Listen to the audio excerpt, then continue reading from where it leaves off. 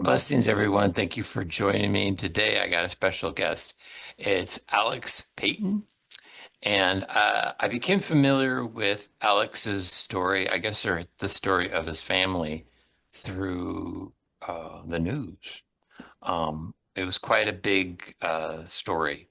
Um, maybe was it last year, Alex, that happened? The story of your father?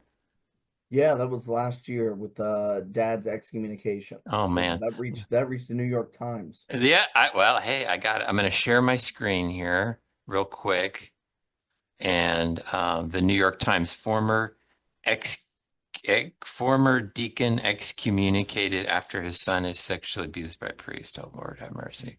Um, Here is the Guardian, ex Louisiana deacon whose son was sexually abused by a priest is excommunicated from church. Oops. We don't want that one. So there's two different articles just detailing what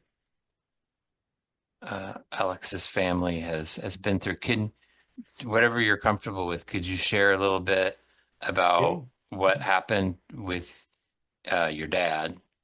And yeah, and I'll tell you, we're sharing our stories. Actually, we're pretty comfortable sharing everything, mainly because it was so public.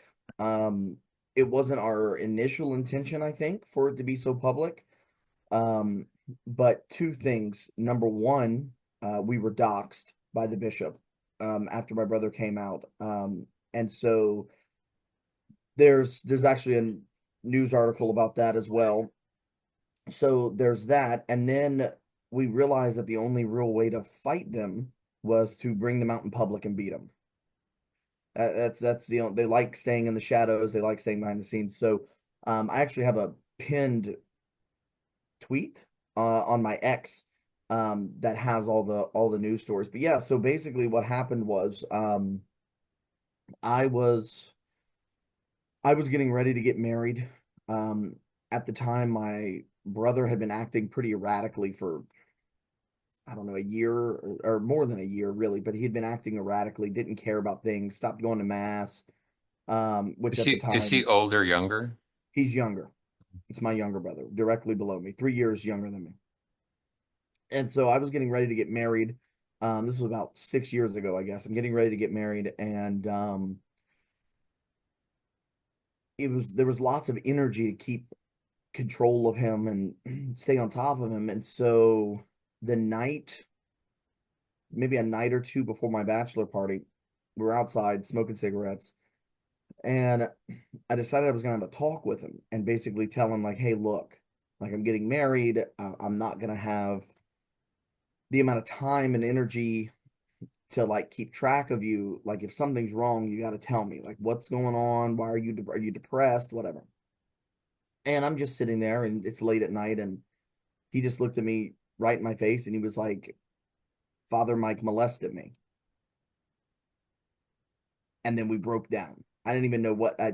All I remember asking him is that like, are you telling the truth? Like that happened? And he said yes. And How old's your so, brother at this point? um, 19 maybe. Oh, okay. And this happened, of course, when he was 16. Ooh. Um, and so or 15. So we went, and I woke up my dad, and my dad was a probation and parole officer who monitored sex offenders. Oh man. And so we went in there, and I made him promise. I told him that we had something to tell him, and I made him promise that he wouldn't go kill anyone, because that was my brother's main concern, was that my dad would go kill him and then he would be arrested. And so my dad promised, we told him, and then everything happened from there. They went and filed police reports. Um, they met with, of course, Joseph, you have to understand, we were devout Catholic family, okay? Homeschooled 6 kids. Wow. We did everything right. Your You dad was a know, deacon, right? dad was a deacon. Mom taught Sunday school. Wow. I taught the altar servers. I was the MC when the bishop would come Wow. in the Okay. parish. I taught all the servers. I taught, catechism classes. Mom taught catechism. Dad taught cat. I Uh, mean, we're all y- involved. Um, you weren't casual Catholics. no, no, not at all. No, not at all. And rosaries every night, not every night. Oh my gosh, who I'd have definitely died. But rosaries at least once a week with the family, right? The Oh. whole family getting together, rosaries, house blessings, enthroning the house to the Sacred Heart. I mean, all of it, right? Um, very traditional minded Catholic family, Orthodox, very, just and so of course, with that in mind, we at first there was no lawyers involved. Mom and dad went to the diocese and to the bishop, and because that's what you're supposed to do, go to the church and they cry with you, they pray with you. The vicar general told some dumb story about how some white dove once landed on the grass and it reminded him of his dead relative, and Christ is there, and blah blah blah. I mean, it was just abysmally just like useless. But the point is, we were doing what was right, which was going there first. And not I would tell you that's not right now, but I mean, in our minds, doing what's right. Um, and then things just spiraled, right? So we didn't have an attorney, but the diocese would show up to meetings with attorneys. That's kind of weird, you know. They started Mhm. paying for all of our counseling, my counseling, brother's counseling, things like that. Um, Things progressively just got weirder and weirder. Um, and we wanted to stay anonymous just because we didn't want what we knew was going to come with the story and everything. And realized this is all happening and I still haven't got married yet. So so we have my bachelor party. Yeah, that was rough, right? Because everyone's coming over, no one knows what happened. And I'm like, yeah, yeah, Oh yeah. man. And then Oh. fast forward to my wedding, my first dance. I just got married. We're at the reception. My first dance. There's a news channel out here, a very popular one, or it used to be very popular, KTC. And most people in the area all have the KTC app. And they have a very distinct sound when a breaking news notification comes out through the app. During my first dance, there was lots of people who didn't have their phones off because I guess they turned them on after, the wedding mass, which was like 2 hours, by the way. You want to hear how Catholic we are. And so during my first dance, we hear the breaking news noise from a good number of people's phones. Those people looked at their phones and then immediately turned to dad. What do you think had happened? The bishop doxed my family in a press conference. So at that point now, we have a wedding full of other deacons, full of parishioners, full of family and friends. And so we got doxxed during my first dance, which we ended up getting an apology letter for. Bit useless because I mean you can't take it back. But we ended up getting an apology letter um, for that so that we could have it in writing that he did in fact screw up. But yeah, and then that's what led it to once we filed suit, when we realized that the diocese was going nowhere, it was really all, I mean, a lot of it hinged on that doxing. I mean, Why did the bishop do that? no idea. I mean, well, I mean, I kind of have an idea. I think social pressure. Well, I mean, it worked, right? So when you're anonymous, this is the thing. I see this on so many people say this. Well, why would you want to stay anonymous? Why would the survivor want to stay anonymous if it happened to him? Blah blah blah. So had Yeah. sorry, Alex. So had there been news reports that an anonymous complaint had been made? Yep. Just no, we Okay. hadn't been released. Just our Okay, so names the hadn't the been released. okay, so the case was out there. It's just Hmm. nobody knew who the complaint was Yep. from. Yep. Oh, okay. Yeah. And obviously, see the dioceses love. I think they love doxing. You see that when they fight to get the names out, and the reason for that is the social Yeah. pressure. So after we got doxed, My mother-in-law was accosted in Walmart by one of the priest's supporters. Oh my God. My brother was getting Snapchats from children, I mean, people his age, snapping him. Why would you do that to that priest? Stop lying. Go tell the truth. That didn't happen. You're gay. Blah blah blah blah blah blah blah. Um, Ooh, that's bad. oh yeah. Um, I mean, it was madness. I mean, that's why they doxed us for the social pressure. I mean, we couldn't go to the we're in a small town. You couldn't go to the local gas station without running into someone who was just angry at you for reporting the priest. So Um, this is a heavily Catholic community you live in. oh yeah, in Acadiana, you'll hear about it all the time. They call it the the the Rome of the United States because the Lafayette diocese has so many. The faith is so vibrant, and we have a bunch of seminarians. But the problem is just everyone's Catholic, so it's really not that special. Number one, and number two, this is the kind of stuff they pull anyway. So I mean, by numbers, yeah, we might be a large number of Catholic population, but they'll still stick up for the pedophile priest. True. I'll when I edit this video, put up a screenshot. There was a case that I was following in New York where there was a Jesuit boys' school, and a number of students had been alleged to have been molested there, and then the Jesuits had tried to have the names released.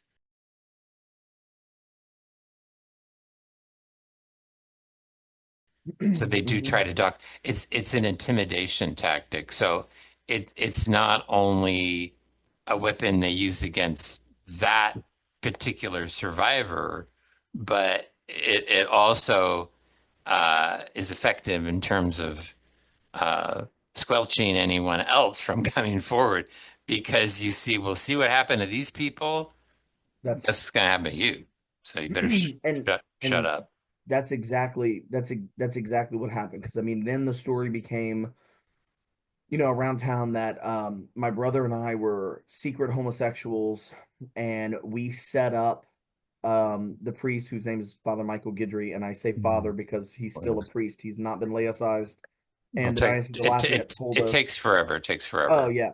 Well, they still haven't laicized Gilbert Gothey in our diocese, the man who kickstarted the sex abuse scandal in the United Yeah. States. But they told us it was uncharitable to ask that because they said to take away a man's priesthood is not something to say lightly. But Of course, oh yeah, so because we were secret gays. Then they said, well, they have 6 kids and they homeschool, so they must be poor, and so they did this to just get some money. Oh, the stories were what's nuts is even after he confessed. So one of the important things to realize about our story is that we never had to find guilt. Actually, he confessed. He not only did he confess,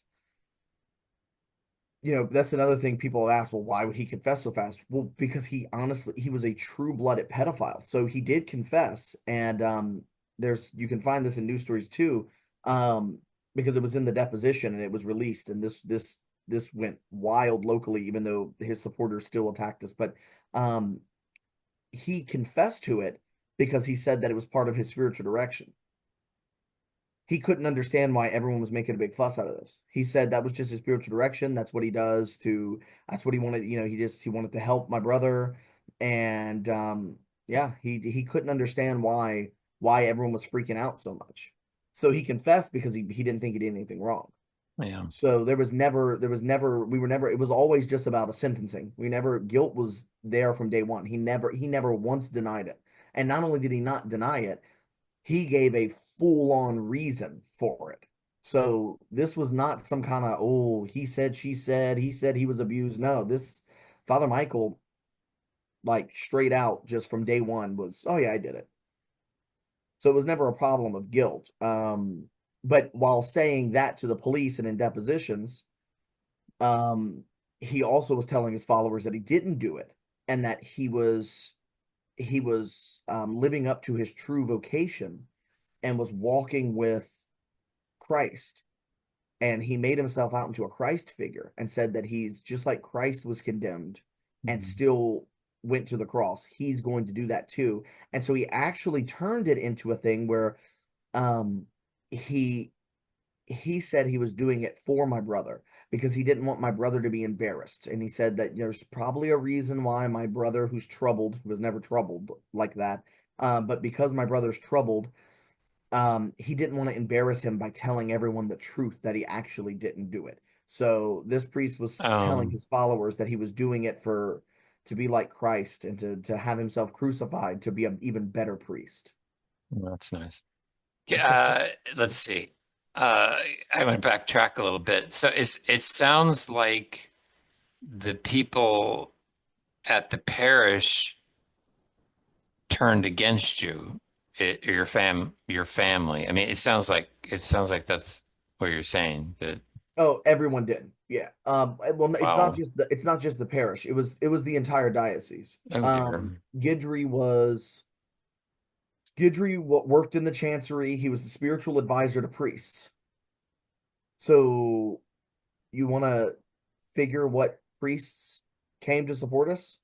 Three in the entire diocese of the most Catholic area in the I'm United surprised States. that many. Wow. Yeah, three. Well, okay, so three publicly, right? And then we had the ones that would text and go, "Hey, I support you, but I can't do it Oh, publicly or can't say anything." of And course. we told them to beat it. We don't want your if your support's behind the scenes Yeah. and whispers on the phone. They'd whisper on the phone. I'm like, "Where are you? Um, Why are you whispering on the phone? You're like alone in your house and you're whispering." And they're so they're we they're scared. oh yeah, and we told them that if they can't, I told one priest, I said, "I'm so glad you're a celibate and that you're not a father." I said, because if this is how you would defend your blood children, I was like, you don't deserve them. So I told him, I was like, you're a coward. I don't want you anymore. I don't want your support. Stay far away from my family. We don't want that. But yeah, so we had only three priests. Um, we the priest turned against us. So after we filed suit, a very popular priest out here at a university gave a homily where he spoke about the right things and the wrong things to do when the church has done wrong. And his big example in the homily with like hundreds of people was the wrong thing to do is file suit because it Wow. hurts Christ. This was the Wow. week after, so we had homilies about us. I had a seminarian who I'd known for most of my life text me and Facebook message me and demand that my family drop the lawsuit because he's Wow. defending his future bride. I told him to get lost too. Um, oh yeah, it was nuts. I mean, priests would come and tell us, "Well, look, we support you, but we can't support the lawsuit." Well, I'm sorry. The Diocese of Lafayette sues contractors, plumbers, insurance companies. They sue everyone. But the moment you're abused, you can't sue. The diocese can sue whoever they want. They can sue plumbers, contractors, insurance companies, other people for other reasons, but survivors can't sue. So yeah, no, we lost the support of a lot of basically everyone. Imagine my dad was on the cover of the local Catholic magazine. Before this happened, we were very widely known to the chancery. Um, all of that gone and poof. The moment you file suit, all of it gone. Of Persona course. non grata overnight. This isn't unusual because I've spoken to a number of survivors specifically, and I mean, and some of them at the time of disclosure or at the time of going public with their abuse, some of them were actually active in the Catholic Yeah, Church, and they all describe the same situation that your family went through, is that I mean, people took the side, maybe not necessarily of the abuser, but or the accused, but of the church, and that they turned against them. That I mean, even in my own life, is it? Although I never have come forward with against my abusers specifically, is it? I mean, I was kind of a well-known Catholic, like speaker and writer and blogger and YouTuber and stuff when I was Roman Catholic. I'm not Roman Catholic anymore, but when I started to uh, uh, critique or certain bishops or what they were doing or criticize the church, uh, specifically, people turned against me pretty quick. It was stark. Well, the problem is they'll turn against you because I mean my theory is that it's a coping mechanism. So you've probably seen me say this on Twitter quite a bit. I think the sex abuse scandal is probably the biggest hit against a lot of the claims of the Roman Catholic Church. Hmm. And I love it. I get the little, I call them the Thomist responses. Where I say that and they go, well, just because someone's abused someone doesn't mean that the claims of the church are correct. Fine. I didn't say that. The point is that when you are claiming to be the one true Right, holy Catholic Church established by Jesus Christ, right, with the vicar of Christ as right. the head, who has the charism of infallibility, going on and on and on. None of that. I call Roman Catholicism a lot of times a paper religion, and what I mean by that is that they go, well, no, because on paper it looks fine. Exactly. Well, on paper this doesn't disprove anything. Okay, that's fine, but whenever you're giving that big thing, just know that most people outside of your bubble are going, these are the guys that rape boys. Mm, Like that, there's no, like why would I believe any of that? It's the same reason why I criticized my Where Peter Is article, which, by the way, I'm like Catholic ideologically neutral, so whoever will publish my stuff is where I want to go. And so Where mm, Peter Is, who gets attacked all the time by traditionalists, um they're one of the few that are willing to run my articles. mm, And mm. so if I want to write something and I want to get it out there, and Where Peter is a Catholic publication that'll publish it, and Mike, it has been very supportive, then I'm going to do it. But I had criticized the bishops, and a lot of Catholics as well, for criticizing the Paris Olympics, Oh, yeah. the opening. And I remember that, that. yeah, that did not go over well with people. But my whole point was that, can you imagine some bishop going, we've got to protect our children. There's gays on the stage. But then at the same time that's happening, half of those bishops that came out were involved in cover-ups. Of They course. were involved in aggressive lawsuits against survivors at home. So the whole point was, it There's was that there's no lack of hypocrisy in the Oh, Catholic Church. oh, absolutely. And the whole point was that it doesn't matter if what you're saying is right or if what you're saying is true. It would be like Bernie Madoff trying to give me a lecture on how bad the street hustlers are, throwing dice on the corner. Sure, maybe, but I don't want to hear it from Bernie Madoff. I'm not, Mm, like that's no. not. Um, but yeah, so you had the other interesting thing is that if the people didn't just throw you off, what happened with my family was we became ideological pawns. And we also became evangelization tools. So you had the trads supported us quite well. Hmm. But then you noticed that they supported us well because they used our family as an excuse. They used our family to tell people, because we were Latin mass goers. Oh, really? They So used was our I. Yes, and they used our family to say, like, well, this is why you should be traditional, right? This priest, Novus Ordo, they're all gay. You need to be traditional. See the Peytons, they went traditional because they learned, and you like, it totally was lost on them that the priest that abused my brother, the majority of his priesthood was spent saying the TLM. Oh my God. So completely lost on them that due to his age, and then we became evangelization tools where, someone's aunt wanted to leave the church and they're like, I don't know about the church, like it's bad. And it was like, well, that family, that priest molested their son and they're still Catholic. So if you can be strong, Yeah. you're going to leave because of this, their son. And it's just gross.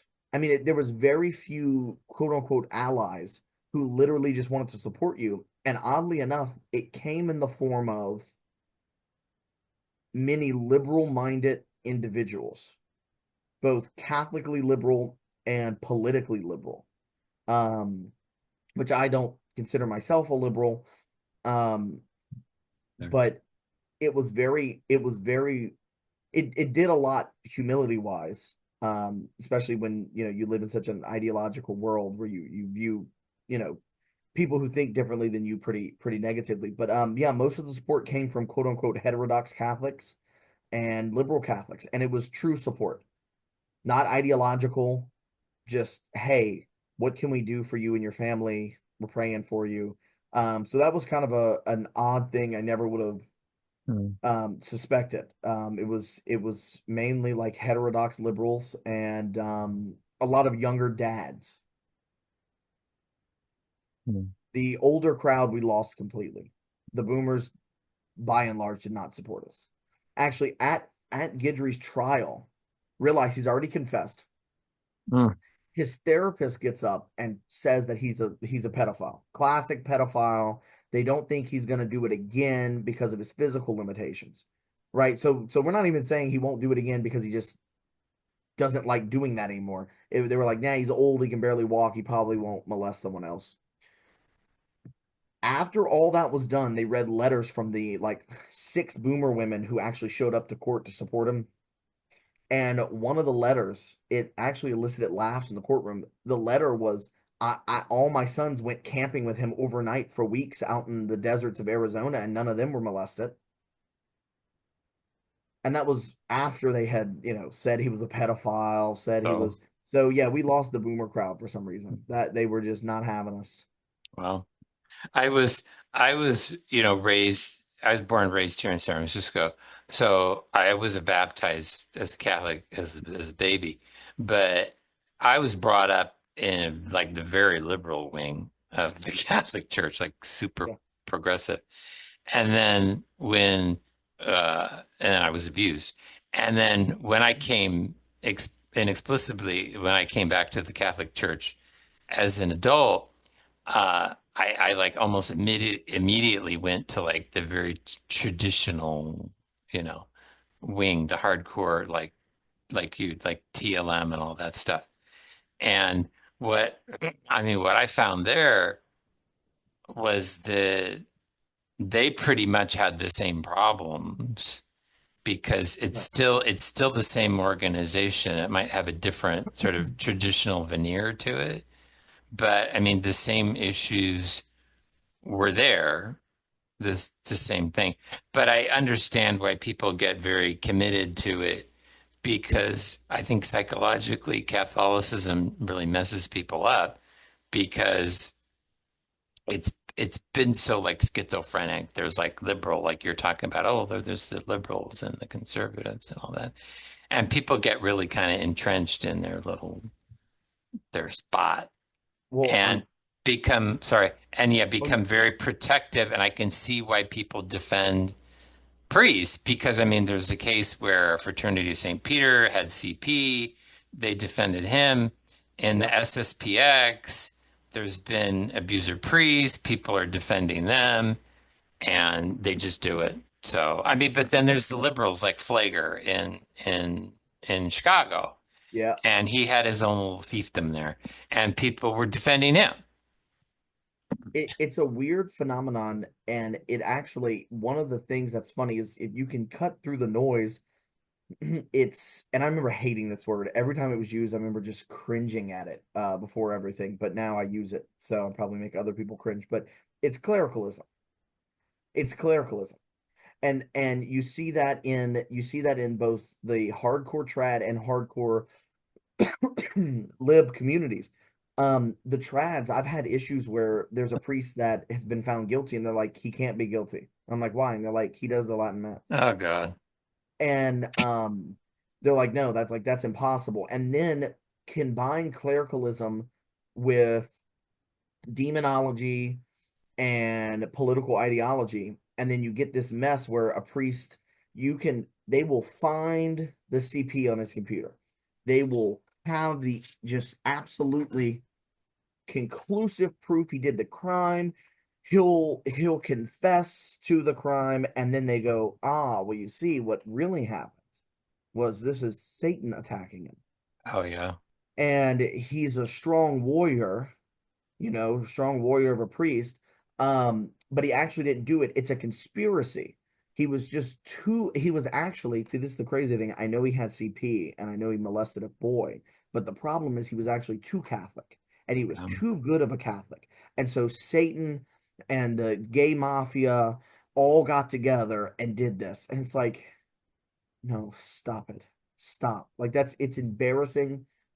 It's embarrassing and it's so hypocritical because when the Diddy stuff came out, those same people, this is why I don't watch Hollywood movies. They're yeah, all I a bunch know. of I know. pedophiles. They're all a bunch of blah blah blah. But they don't seem to see what's crazy is that when people criticize the church, they sound like what Catholics and trads sound like criticizing Hollywood. Yeah. Right? And so they don't seem to understand that unless you're in the small little bubble where we've all agreed that we're going to agree to these presuppositions and we're going to just wake up every morning already knowing in our heads that the church can do no wrong and there's no wrong in the church, yada, yada, yada. Um, Outside the church, they look in and they go, you're just like Hollywood. You're covering up sex abuse. Of course. You're all laundering money. You're all hiding your sexuality. You're all, it's nuts to me that they can't see it, but I understand it from a psychological standpoint that it's a coping mechanism. People that, yeah, I don't want to take anyone's faith away. I'm not saying that. It's just that you can acknowledge the issues in the church without having to leave if you don't want to leave, right? But they can't do that. Everything's got to be so peachy and perfect. And the other thing I hate is, when they talk about the sex abuse scandal, they go, oh, well, that's not the church, that's just men. That's just the men. Like all the bishops and priests are just men. But then the moment you it is criticize the one, they truth. go, that's a priest. He represents Christ. So what is it? I know. And I know. how can I interact with the church without having to interact with a man? It How is, do I get the sacraments without it? You tell me I have to have the sacraments, but then at the same time you go, oh, but they're all these men. You don't need them, And but then you're telling me at the same time that I must go to them because I have to get the sacraments. I have to go to confession. It's absolutely schizophrenic, and that's why I call it a paper religion because on paper that's all that matters is that on paper everything is tied up with a pretty bow. yeah. But it doesn't matter what's happening in reality. It's just what matters what happens on paper. I like when they say, well, the church has come out pretty strongly against covering up sex abuse. Okay, thank you. I That's know. wonderful. I'm I know. glad they did that. That I want to recommend this book to everybody. It's called The Corrupter of Boys, and it's Sodomy Scandal and the Medieval Clergy by Diane Elliott. I recommend it so much. I don't have any financial stake in this book, but I think what what Alex is saying is important because this problem keeps reemerging. I used to think that, I mean, specifically the sexual abuse of boys was like a bug in Catholicism, but I Yes, think this book actually proves that it's a feature, that I mean, it actually goes way back, and it's complicated, but I mean, I think her thesis is correct that it's just it goes part and parcel with the Catholic religion. So it's just ingrained into the institution. it is. And That's what's nuts is that people object to me saying that it's a systemic problem. Once again, right. I think that's kind of a liberal buzzword. But it absolutely is systemic. We just did we have our podcast where we interview survivors, resilience in the shadows. We interview survivors, and what's nuts is that the survivors come from different places, Yeah. different classes, different races, different and it's all the same story. Yeah. There are, and it's not all the same story, but there's a lot of the same parts. It's Similarities. so everything starts almost the same way. Everything progresses almost the same way. Then when you get to the end where they're seeking justice, it's all happening the same way. These people's abusers will confess, but the church will not acknowledge it, even though it's been confessed. There's no laizations. There's no, I mean, it maybe it's not systemic, but maybe it just looks very systemic. The same way that I say maybe John Paul II wasn't a pervert, but all his friends were perverts. Oh, well, he Okay. certainly enabled it. Yeah.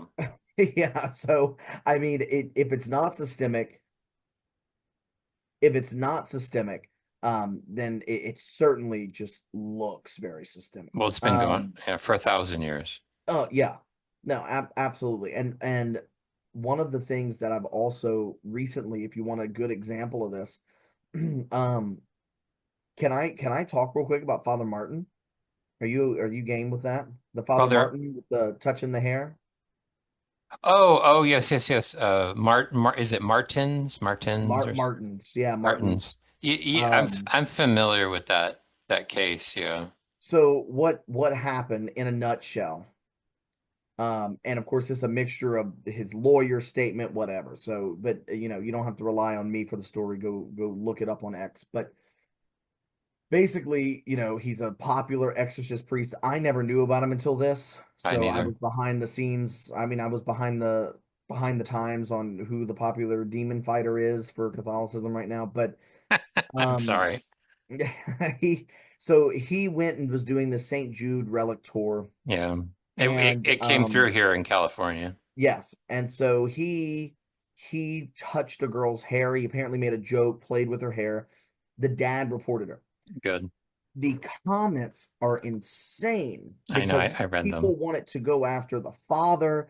He was crazy. I had someone comment on my stuff that I was neurotic, and he hopes that my children leave me when they get older because they realize their father's so neurotic for not letting a man touch their hair. Oh, God. Um, but everyone missed the point, and the point was every time you criticize the church for their abuse response, remember paper religion, they they comment about the Dallas Charter and safe environment. Here we have one of our first largely public examples of safe environment in action. So Father Martins, I don't know if he's an abuser. I don't know if he's a pervert. I have no knowledge of that. And guess what? It doesn't matter for this story. He lacks It does not prudence. matter. The point was the daughter went home and told the father. And please, at what point did Catholicism, especially more traditional Catholicism, decide that they don't want their father sticking up for their children, number one? But point is, the father then made a police report. Or actually, no, that's not true. The father told the priest at the parish, the pastor of whatever the parish was, and he filed a police report, and then the dad followed up. But here's the point: it doesn't matter if Father Martins is a pervert. It doesn't matter if he's an abuser. It doesn't matter what his intentions were there. The point is, either safe environment is real, and it's a universal protocol by which we all agree to institute to protect children, or we don't. Either it applies to Father Martins or it doesn't. And there's this weird disconnect between the clergy and lay people. And lay people know this. They'll lie to defend Father Martins, but they know this. Yeah. No man walks around touching children. I have not touched a stranger child. I've never have I been in a public place and just started playing with some child's hair. Never have I grabbed a child out in public. And as a dad, that's not something I do consciously. I don't have to consciously not touch other people's kids. That's not a thing I have to work on. I just don't. That's just part of acting, right? Part of living. But the Father Martin's case, no grown man should be touching a little girl's hair. I don't care if he's joking. I don't care if he's playing. The point is, it could have been innocent, but it violated safe environment. And safe environment was carried out to the T for one of the first public examples of people actually following through with safe environment. And Yeah. what was hilarious is that The- in response, people were sharing pictures of other priests touching children. oh, And my people were God. like, well, you Father Martin's people, do you want to report him for a violation of safe environment? Yes, all of them, every one of them. Let's report every single priest that violates safe environment. That's the point of safe environment, is a universal protocol or procedure. And even the priest shocked me. Priest came out on X. Well, hugging children's a part of my vocation. No, it's not. Shut up. Oh my God. No, it's Yeah. not. Your vocation. If that's part of your vocation, then it's stupid. It's a stupid vocation. You do not need to touch other people's children, no matter how innocently you think it is. That's not your part of your vocation. You have no right to do that, right? You have no right to touch another child. You have no right to violate boundaries. And that girl, what's even crazier is the responses were, well, it happened in front of a lot of people. Doesn't matter. We've all heard the stories. Look at the Pennsylvania grand jury report. Look at priests were abusing and grooming children in directly in Yeah. front of their parents. If you look at the last podcast we did, Michael Stano was being raped while his mother was fixing his abuser's vestments next door. Yeah, I know. So the idea that it's public or it's around people, no, that doesn't matter. The second thing that they talk about Well, is that these people were probably also sharing like video clips of Joe Biden like touching yes, kids. yes, So, like you said, it's very political. it's It, it's very it's very political. And here's the other thing, and here's the other thing I've realized too. I don't want to hear you criticize Drag Queen Story Hour anymore if you're not going to criticize Father Martin's, okay. because the same parallel is there. Actually, Yeah, I I agree. said, why don't you host a Father Martin's Story Hour at your local library then? Mhm. You can't outrage and go, oh, those drag queens, that's just a very public grooming. Okay. What, and touching a girl's hair in public can't be a very public grooming. But yeah, don't talk to me about drag queen story hour. Don't tell me the gays are publicly doing whatever if you're going to turn around and just let your priest do the exact same thing and support it, the exact same thing. So I don't think a lot of these guys realize that outside the bubble, when we look at you the same way that you're looking at people supporting drag queen story hour, right? And I'm not a drag queen story hour person, by the way, just an FYI. I- That's I'm I don't I'm like that. But I'm I'm just not saying either. the hypocrisy is crazy. But the Joe Biden one's a good example. And then what's hilarious is the arbitrary lines, because people are going, yeah, but he sniffed that girl in public. Oh, okay. So the line is sniffing. Oh my God. That's our arbitrary boundary, is you have to, if you're a Democrat and you sniff, no. But if you are an exorcist priest, you can touch hair.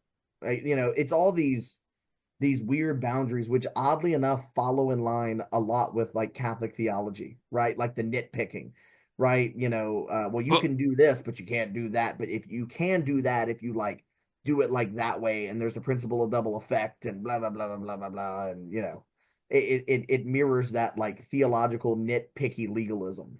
well, Catholics also believe, I mean, there's theological issues here, like you said. Catholics believe that priests are in persona Christi, which is in the person of Christ.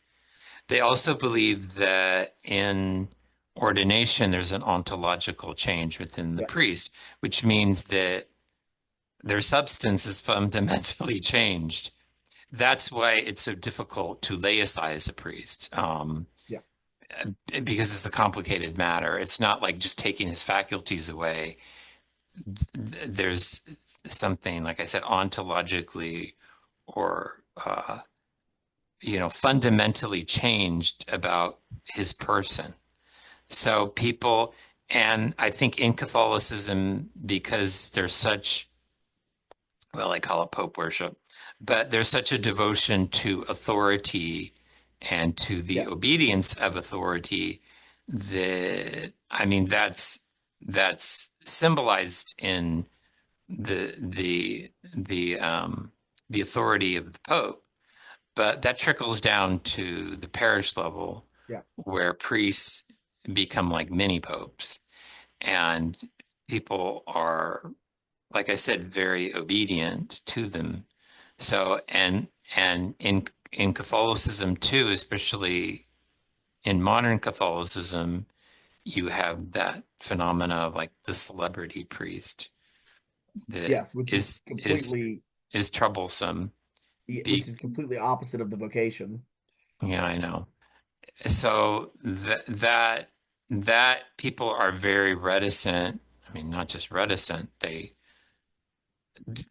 I mean, I mentioned fear before. Fear is a big component of Catholicism. Mhm. People are fearful to criticize a priest because not only are you criticizing a priest as a human being, but you're criticizing someone who is in situ of Christ, who is not just representative of Christ, but embodies Christ.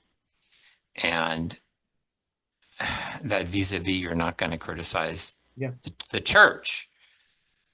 So it's a lot. It's very Well, charged. and So and look, I want to make it clear. I'm not anti, I'm not sitting around running trying to get people to apostatize from the Roman Catholic Church. I wouldn't mind. I'll say it out loud. No, but I my but I mean I'm not Roman Catholic anymore.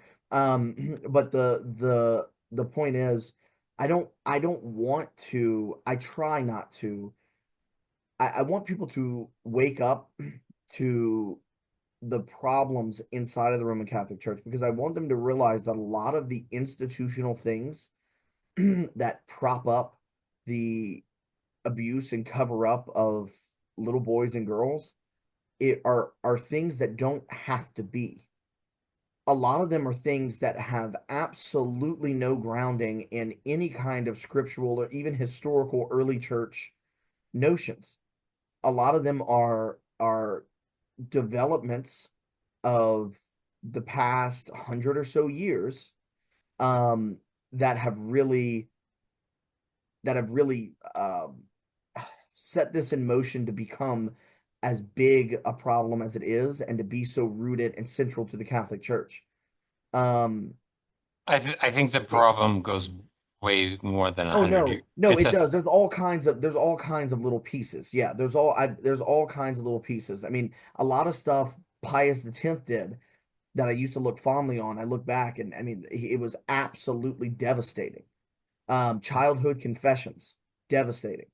Stop putting your child alone in a closed-in face-to-face confession with a priest. Stop it. Stop it.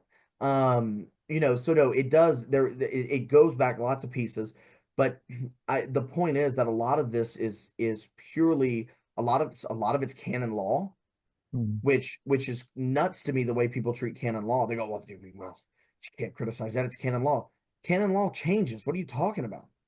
It's entirely, it is a church governing law that can change. Have you not looked at the old revisions of canon law? It changes all the time throughout well, throughout it history. changes on the whim of the Pope.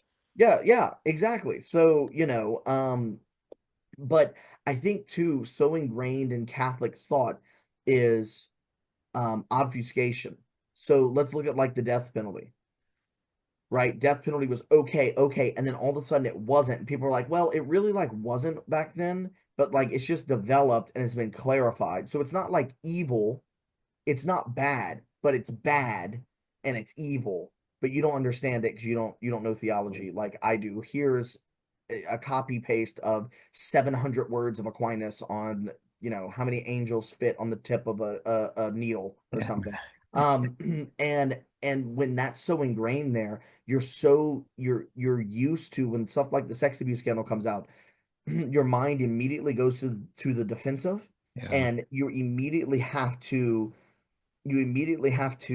like wrap your head around it and present some big argument. You have to synthesize it with Catholic theology and the claims of the church. That's one of the reasons why it just got so exhausting Not me. being a Roman Catholic, because It's people go, well, you're obedient to your bishop, and I'm like, no, not mine. And they're like, oh, you're obedient to the Pope, and I'm like, he's kind of a pedophile. Like, oh I mean, not a dear, pedophile, but he kind of covered up stuff out in Argentina. And they were like, oh, a little. and they're like, but you're Catholic, and I'm like, I guess, I don't know. Oh, What do you want from me, right? It just got so tiring. And then other little weird things. The Catholic devotional culture is weird too. I think it all makes you vulnerable. Um, I think it all makes you susceptible to lowering your guard for what our family, my dad coined it, in our household, but we call it white collar privilege. Hmm. And it's when you allow people who wear a white collar to do stuff you wouldn't let other people do. Oh, So you'll let yeah. a priest be alone with your child who you just met, but you wouldn't let a different random man who didn't have the white collar do it. Oh God. Yeah. I hope not. Right. Yeah, I got it. I'm gonna write that down. What ultimately, well, I shouldn't say ultimately, but what ultimately happened to your dad in the Catholic Church? So, all right. So the excommunication thing caused a big stir because we lost a lot of supporters then. Sorry, we got excommunicated. But no, we lost a lot of supporters um for not understanding. So my my dad, it got to the point where as a deacon, he couldn't have dual loyalties. So he said from the beginning, I'm a father before I'm a deacon. And so he had pledged himself. One thing my dad is not is a hypocrite. All right, let me tell you this. My dad is not a hypocrite. So dad's not going to do the whole resist thing, right? As a deacon, because he realized that in resisting, a lot of the ways he was resisting, he was not being a good deacon. Hmm. And so eventually things just got so bad. No deacon spoke to our family. So my dad was a deacon with no deacon, one deacon. There is one deacon. Um, I wish I could say his name just because he's such a good man, but I won't. But one deacon. Okay. The rest of the deacons abandoned our family since day one. They were scared. Some supported us behind the scenes, and like I said, F off. We don't want your support. But um all the deacons were gone, right? No one's speaking to him. Half the time they wouldn't even call him a deacon. Okay, it wouldn't even refer to him as a deacon. Um, he was no longer allowed to give homilies. He had to have his homilies read by his pastor because they were scared he would go at the pulpit and say like, "Hey, covering up child abuse is bad," which he never did that, right? I mean, he never explicitly went out there and attacked anyone, right? Because he was being a good deacon. But no, so yeah, he wasn't even allowed to preach. The church community as a whole abandoned us. All the parishes around us realize very little, like I'm talking zero support for suing the diocese and for reporting a priest who confessed to molesting his son. So remember, none of this was up in the air. And so my dad, through work, had become very familiar and friends with a few Anglican priests. And so they started going to some Anglican services. There was a picture posted, something, I don't know, it wasn't a secret, by the way, but he let them know, right? And with canon law you got the auto excommunication, right? So my dad auto excommunicated himself For doing what? for starting to attend Anglican services and not Catholic services, right? Just for attending?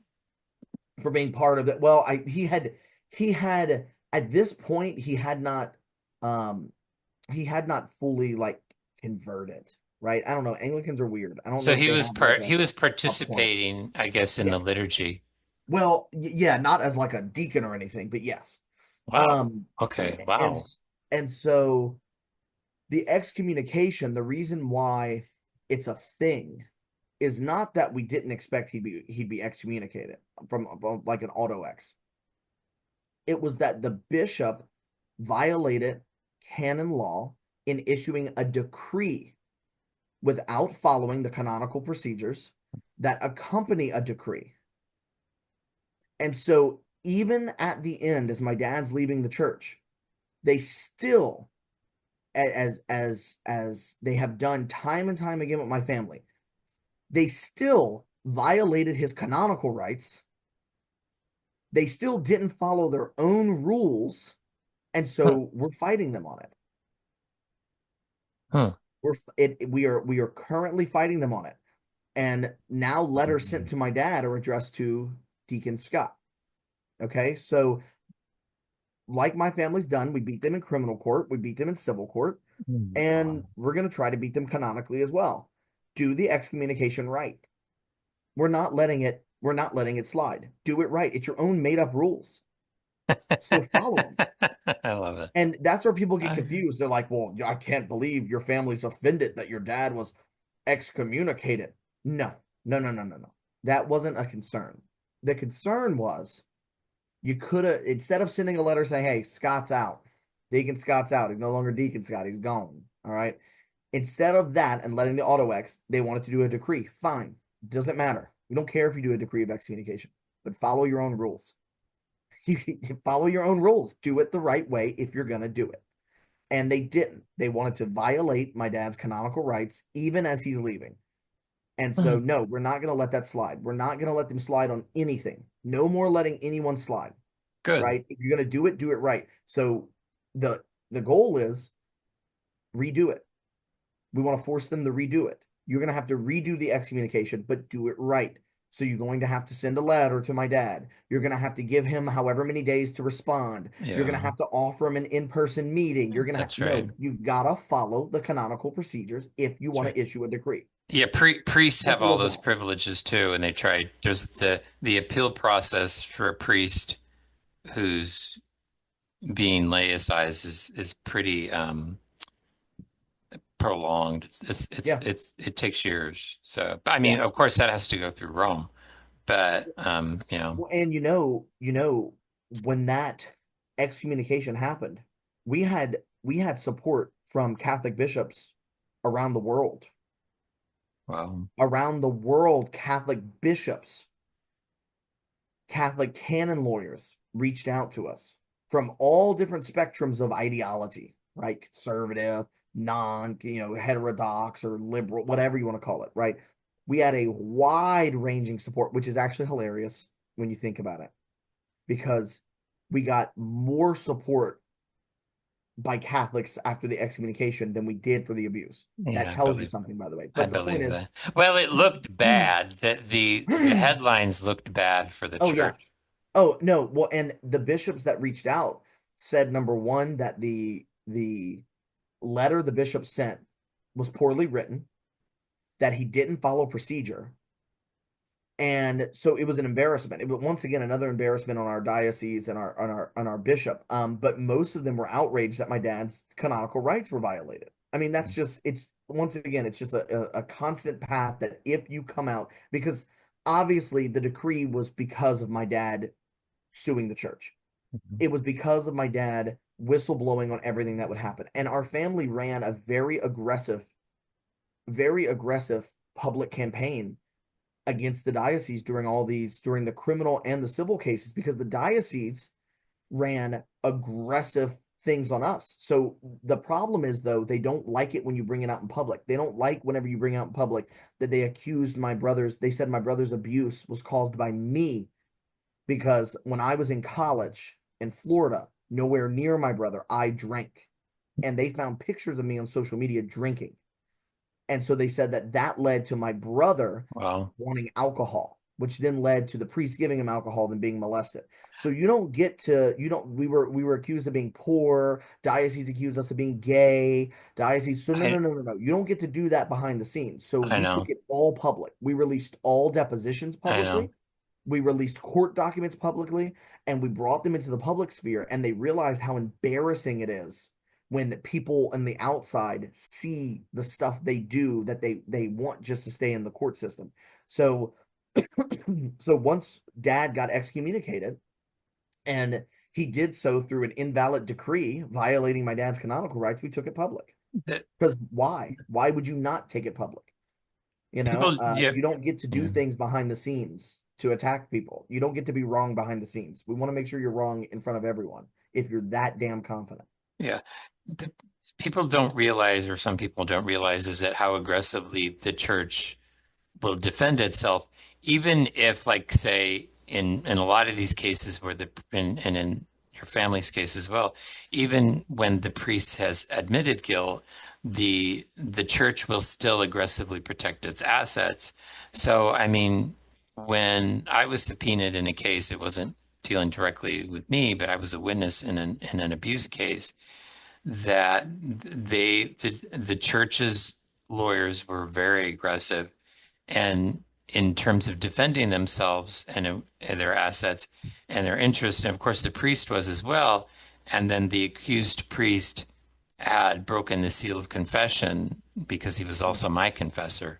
And he had revealed things, and so I can relate when they're saying that they were doing some digging on you, Yeah. is that I mean, they had revealed things about me in court that were told in confidence to the priest, so people don't realize how, kind of down and dirty the church will get. And Well, again, that that's has a dual purpose. It's defending their interests, but it's also intimidating future yes. um, victims that might want to come forward because it's kind of like, hey, this is what's going to happen to you. And that's what the excommunication was.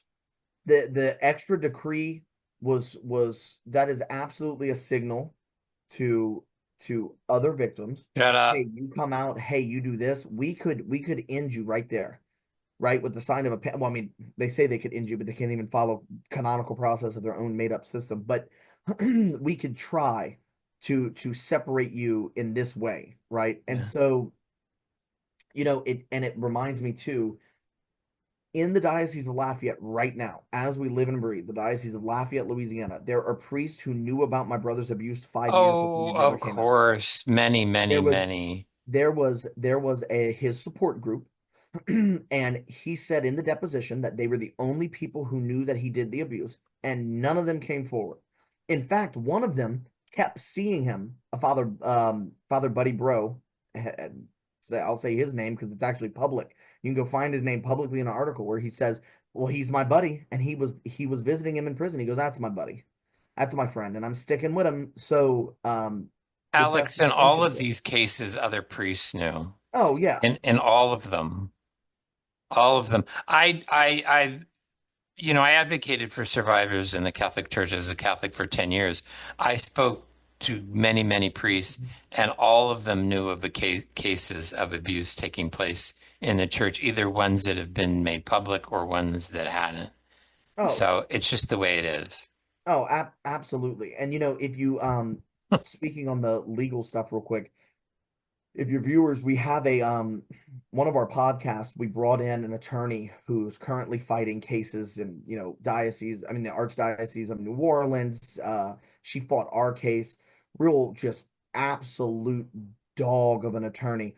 But she describes the legal process that clerical sex abuse victims have to go through. And Yeah. it's, if you go to Apple Podcasts, find our podcast and find that episode, Resilience in the Shadows. She describes that actually the church's attorneys are more aggressive than other institutions Oh, yeah. because other institutions are ready just to end it. The Catholic Church, the Catholic diocese will drag it out. They will use, she called it, if I'm not mistaken, you'll have to go listen to make sure I'm right, but she calls it legal arbitrage. And you know what's crazy is Well, all the tithes. they use the bankruptcy Yeah. system too. Uh-huh. And you know what's crazy? The tithes of your grandma, your tithes, you're funding their legal team. It's crazy when they Of go, "Oh, well, no course. tithes fund the legal team. It's from our investments." How did you get the investments? Of course. Oh, it's from large blah blah blah. No. How did you obtain all of these things that you can use to generate money to pay these attorneys? Right? Or I love when they go, "Oh, that's our attorneys." No, you have control over them. That's what happens when you hire an attorney. They work for you. You don't work for them, Of course. right? Actually, there's a so the attorney in Lafayette, that helps the Diocese of Lafayette re-traumatize victims. His name is Dozier, and we like to say Dozier holds the crozier because every time we criticize him, the bishop would go, "Ah, well, I can't do anything about it. That's him." And we were like, "You hire him. You cut the checks for him." Right? There's no way you can't say, "Hey, let's not accuse every clerical sex abuse victim of being like a secret homo. Can we not do that maybe?" You could say that at any point and you don't because you like it. You like crushing survivors. You like winning, trying to win. But what's crazy is, like with our case, can you imagine how many hundreds of thousands of dollars it probably cost the diocese to drag out all of our cases when the priest admitted from day one that he did it? Should have been open and shut. Everything should have been open and shut. Nope. it was not open and shut, right? But it could have been. But no, Of we'll course not. just throw more of Momo's money. And I have one last anecdote just to tell you when people talk about especially us leaving, or especially what my family went through. I wanna give you the single most damning incident that occurred with my family, and it's the most emotional one. My great grandmother was like 98, 99, Catholic all her life. She loved, loved, loved, loved the priest that had abused my brother, Father Michael. This woman prayed the rosary twice a day, went to mass daily until she couldn't, went to mass every Sunday, even though she could barely walk. She tithed her entire life, baking cookies for every priest, whatever, right? A true blooded, like, Catholic woman. Her husbands were never Catholic or devoted, so she's always praying for them. The stereotypical, just good Christian Catholic woman. So when all the abuse stuff occurred, my one of the tragedies was my great grandmother still had her mind, even though she was close to death. Right, she's almost 100, but she was almost 100. But she had her mind, right, sharp as a tack. So we agreed as a family we weren't going to tell her what happened That's a good idea. because Yeah. she had like 80 something great grandchildren and great grandchildren. And she was so loving and just such a good woman. And we knew it would just kill her. Yeah. And we didn't want her to die with that, knowing that. So we decided as a family, we're keeping her out of it Good. as much as we can. And she didn't watch the news a lot anyway. So even after we were doxxed, she had no idea. Well, there was a Eucharistic minister. No And dear. by the way, she belonged to the same parish that we belong to, right? With the pedophile priest. So there was a Eucharistic minister that would bring her communion. Eucharistic minister knew my family very well. Actually knew my grandparents, my great grandparents, a small community. Not only that, this Eucharistic minister knew that my brother was the victim. Not only that, this Eucharistic minister knew that father had confessed. Mm. She went to bring communion to my grandmother and said, "Hey, you need to pray for Father Mike." Grandmother goes, "Why?" She goes, "Some bad people are accusing him of sex abuse, Oh, but Lord. they're lying. He's being attacked. He's a good priest. As you know, you love him. I love him. He's being attacked. You need to pray for him. And you need to pray that these people who are attacking him get their justice, whatever, yada, yada. They're just after money. They're all after money." So then my great grandmother starts praying for my brother and our family, not knowing who we are, not knowing that we're who was being discussed. Yeah. She starts praying against our family. Oh, nice. Well, eventually she talked about it so much that my grandmother, her daughter, was like, "It can't continue. We have to tell her." Yeah. Because she was so upset about it. She'd go, "I can't believe that rotten family's trying to steal money from the church and they're accusing that good man and those money hungry. I can't believe." And she didn't realize she was talking about her own grandson. Of course. Yeah. So eventually we had to tell her. It wrecked her world. No, I bet. Wrecked her world. She cried for days. She cried every time my brother was mentioned. She cried every time the priest was mentioned. She was worried about what was going on. She was worried about, and so my grandmother died shortly after that. So my grandmother had to, in I'm the sorry. in the last year or so of her life, die knowing that, first of all, she spoke out and prayed against her own grandson Yeah. on accident, of course, right? We're not blaming Momo for this, but I mean, like, the point No, is she had to know that she did that, number one, and then she had to die with the knowledge of what actually happened I'm in sorry. the last few years of her life. All unnecessary. Did not have to happen. Right. And so you can only take so much of that. You can only take, between that and my mother in law being accosted in Walmart and my brother being accosted, and it's affected work. right? I mean, even I don't have many Catholic clients. Um, they don't want to work with me, which is fine. It doesn't matter to me. It doesn't affect me in any way. But I Hmm. mean, it's just silly, right? It's all silly. But I mean that I think that story, the story of my great grandmother in particular, is just like the most to the point, and it's for that reason that my family has tent makers. It's our nonprofit. We realized quickly that it is easier just to help victims than to try to change the church. Church is I not agree. it. I look. I haven't taken the black pill. I'm not saying to stop attempting to make those changes. We're not doing it though. I mean, we're tired. It's been a lot. And it is easier to just to to give survivors a place to help them with their healing, help direct them to attorneys, help them with counseling, help get them in front of neurologists to discuss the trauma of sex abuse Yeah. and how it affects you. It's Yeah. much easier to put out informational stuff than to try to do any kind of institutional change. You see what happens when you try to change the church from the inside. You get screwed. Um, and so that's why too the podcast, people thought our story was dramatic or whatever.